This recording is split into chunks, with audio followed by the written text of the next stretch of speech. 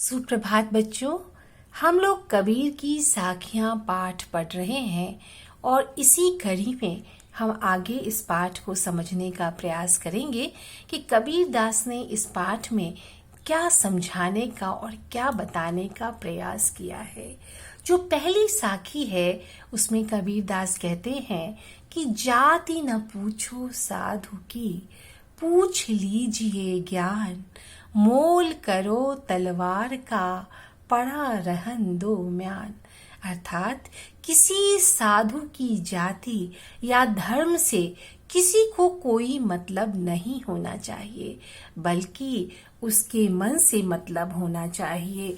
हम इसको इस प्रकार भी समझ सकते हैं कि कबीर दास मनुष्य से जाति को महत्व न देने और ज्ञान को ही महत्व देने के विषय में समझाते हुए कहते हैं कि मनुष्य को कभी भी साधु की जाति के विषय में जानने की इच्छा नहीं करनी चाहिए। साधु से अधिकाधिक ज्ञान की बातें पूछनी चाहिए। कारण यह है कि मनुष्य का भला साधु की जाति से नहीं बल्कि ज्ञान युक्त बातों से होता है। वे मनुष्य को म्यान का मोल भाव न करके तलवार का मोल भाव करने की सलाह देते हैं, क्योंकि मनुष्य को तलवार से काम लेना है और म्यान तो तलवार रखने के लिए ही होती है। तो बच्चों, यहाँ पर जो भाव है ये आपको समझ में आ गया होगा कि युद्ध में तलवार की उपयोगिता प्रमुख होती है। म्यान चाहे लाख रुपए की भी हो या 1 रुपए की ही लेकिन युद्ध में बराबर होती है। अब दूसरी साखी हम समझेंगे और दूसरी साखी में कबीर दास जी कहते हैं कि आबत गारी एक है, उल्टत होय अनेक, कह कबीर नहीं उलटिए, बही एक की एक। कोई यदि आपको गाली या बद्दुआ दे तो उसे उलटना नहीं चाहिए, क्योंकि यदि किसी की गाली आप स्वीकार नहीं करेंगे तो वह खुद ब खुद वापस गाली देने वाले के पास चली जाएगी। यदि आपने उलट कर गाली दे दी तो इसका मतलब है कि आपने उसकी गाली को भी ले ली, क्योंकि यदि आपसे बुरी बातें कहता है तो उसे चुपचाप सुन लेने में ही भलाई है। बहस को बढ़ाने से मन का क्लेश बढ़ता है।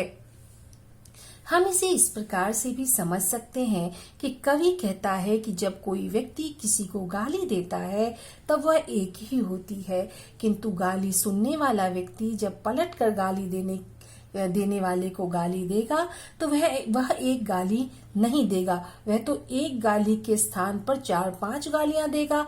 अर्थात व्यक्ति जब पलट कर गाली देगा तो वह एक नहीं अनेक देगा। सुनने वाला व्यक्ति पुनः 4-6 गालियां बढ़ाकर ही देने लगेगा।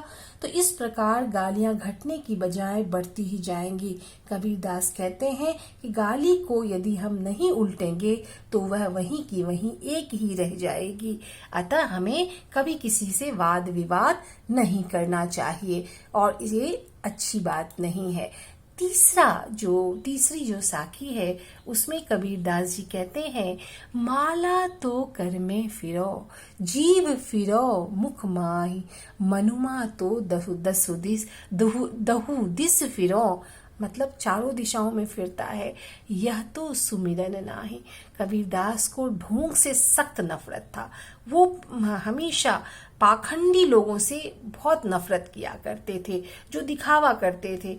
जो आदमी माला फेर कर मुंह में मंत्र पढ़ता है वह सच्ची पूजा नहीं करता, क्योंकि माला फेरने के स्थान पर मन भी 10 दिशाओं में, माला तो हम कर रहे हैं लेकिन हमारा जो ध्यान है वह कहीं और है, जिसका मतलब हम सिर्फ दिखावा करते हैं।